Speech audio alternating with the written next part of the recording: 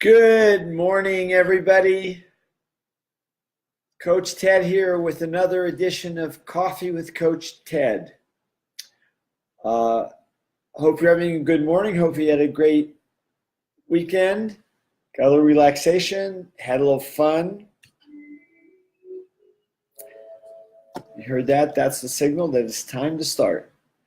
So, just fun, man. That's so important. So important to make sure that you have fun. So anyway, today the topic is not so much about having fun. It's about dealing with low self-esteem. How do you improve your self-esteem? This topic has been raised in the Live Fully with ADHD Facebook group by several of the members there, talking about their experience. And so I thought I would talk about it today. And one of them objected to my title, Overcoming Low Self-Esteem. She thought that was too negative. Improving self-esteem, she suggested that. So we'll go with improving self-esteem. So self-esteem, why am I talking about self-esteem? Why are people talking about self-esteem? I've got some notes today for this. Make sure that I tell you everything that I want to talk about, and I tell you right. So, self-esteem is how you view yourself, how you see your strengths and weaknesses.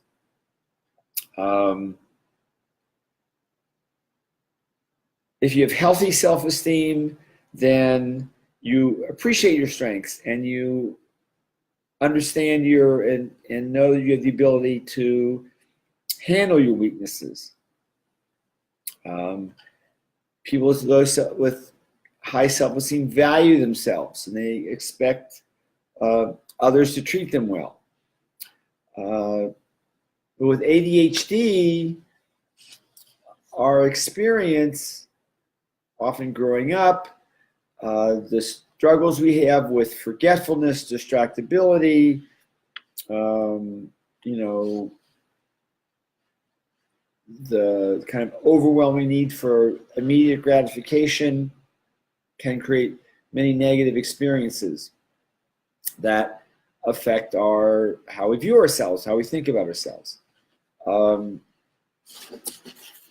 In addition to that, there's the whole issue of the stigma around ADHD, the misunderstandings, the people who deny that ADHD exists. Some of this is true for any mental health issue, but particularly strong with ADHD. So that can still be damaging effect on how we think about ourselves.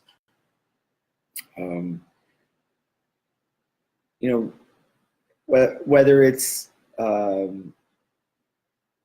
a teacher or parents, even parents who don't believe in ADHD, and how damaging that is. And this can result in feelings of inferiority, guilt, all leading to low self-esteem. So some of that, I don't want to go, this isn't all about understanding how low self-esteem comes about. I don't think that that's a big issue, a big problem for us, but thought I would say a few things about that.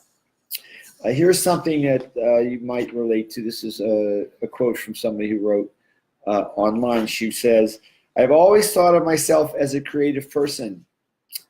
In the background, though, there's a negative tape telling me how worthless I am, that I'm a screw up and just no good."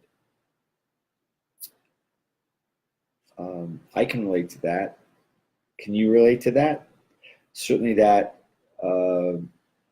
negative voice there, and I'll talk about that in a little bit. Not that there's a long way to go, but and in some of the results of low self-esteem that you may be familiar with. Hey, Karen. Good morning. I'm glad you enjoy these videos. Thanks for being here. Here's some of the things that low self-esteem can result in. Focusing more on your weaknesses than your strengths. Feeling shame about ADHD. Belief that neurotypical people are better than you because they think differently, they think better.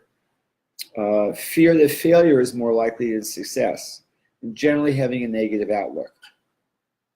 So what are some things that you can do to help improve self-esteem? Well, first, be gentle with yourself. Just actually know that you're an amazing, wonderful, incredible person, and that you are different, and that you should celebrate your differences. Things you can do is like write positive affirmations about yourself. Put them up on the mirror. It may feel kind of corny, but you'll believe them. But if you see them and write them enough, they will start having an impact. Yes, Karen, right. Self-esteem is hard, always thinking like you're less than others. Well, Karen, I want you to know, and I want everybody watching who watches this to know, you are not less than others. Other people are not better than you are. And that's such a critical thing to keep reminding yourself. Some of these things I'm going to go into, and I may not get into all of them today. I might continue later in the week. We have to keep reminding ourselves that we are just as good as neurotypical people. They are not better than us. We have to stop comparing ourselves to them, to other people. We see other people doing things that we have trouble doing. Seeing people have successes that we wish we had.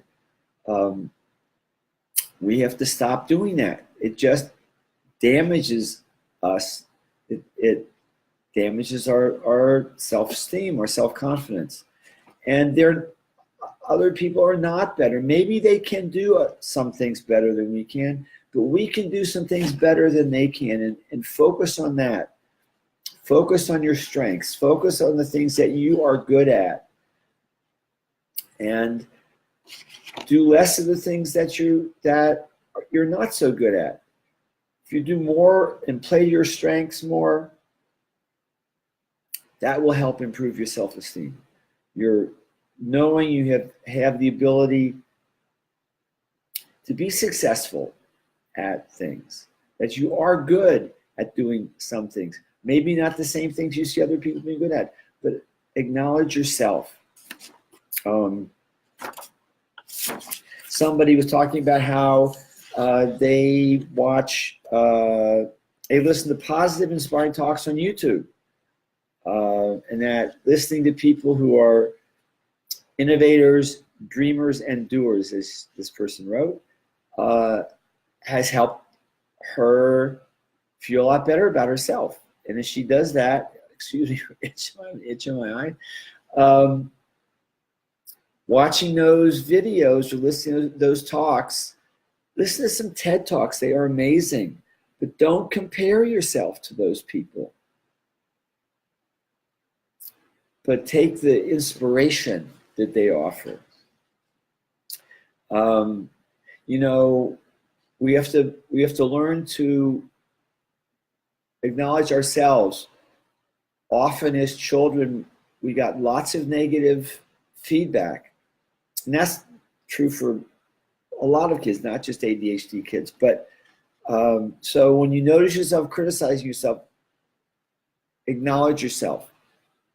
Two acknowledgments for every criticism. Okay?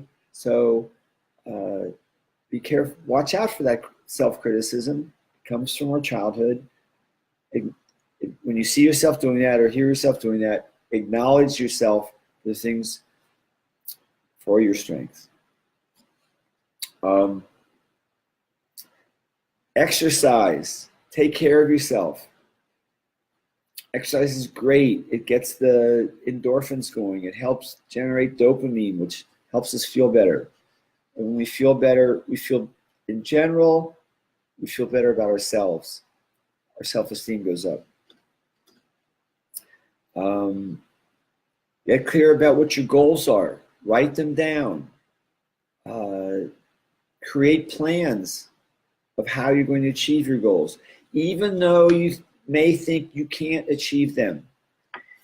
You know, was it Henry Ford who said this? I think if you believe you can or you believe you can't, you're right. So even if you believe you can't, pretend that you can. Karen, I appreciate your sharing. I can't respond to everything you're saying, but thanks for sharing your experience. And I know others are going to benefit from what you're saying. Find time for yourself. Take some time out every day, even if it's just a few minutes, to sit and quiet yourself and center yourself. Really important. Self-care. Again, if we don't believe that we're good enough, then why do I want to take care of myself? That can really, so if we determine that I am going to take care of myself, I'm going to do things that are good for me, I'm going to exercise, I'm going to eat well, I'm going to take time out for myself. That's all those acts are acknowledging that we are worth it, that I am worth it. And I struggle with this. I'll be completely honest with you. Exercise, I don't like to exercise. It's a struggle to get to the gym. I'm struggling with eating a lot of sugar. I have a real sweet tooth. It makes me feel good. I enjoy it. I know it's unhealthy, but so far I haven't been able to stop. You might relate to some of these things. So taking care of yourself is a lot about valuing who you are. I'm going to stop here. I have some other things to talk about. I'll talk about them later in the week. This week, I usually, thanks for all the little faces and hearts and everything. I appreciate it. Usually I do these Mondays and Fridays. This week I have a dentist appointment Friday morning, so I'm going to be here Thursday morning. Got that Thursday morning. And some final things is just a little more information. I mentioned the Live Fully with ADHD Facebook group. Please check, if you're not a member, check us out. Some great people in that group.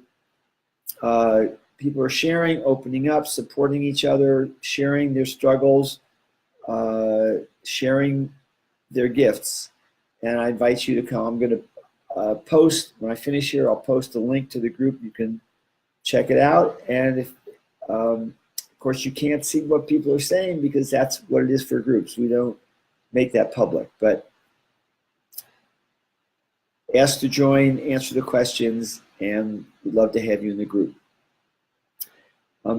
If you have any comments about today's Facebook Live, Coffee with Coach Ted, please post them in a comment below. If you have questions you'd like me to talk about in a future Coffee with Coach Ted. If you would like to connect with me further about this topic of self-esteem or any other topic, type #connect in a comment and I will get in touch with you and we'll set up a time to talk. I love to talk to people in this community. They're such wonderful people and interesting, and I have things that I can offer you. So please don't hesitate to do that. And if you're watching this as a replay, please type in #replay so I know you were here.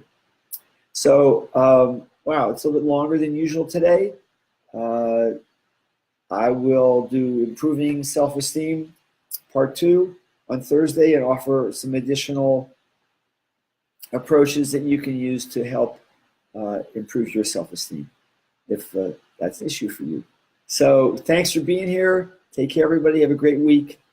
See you on Thursday. Thursday, not Friday. Okay. Bye bye.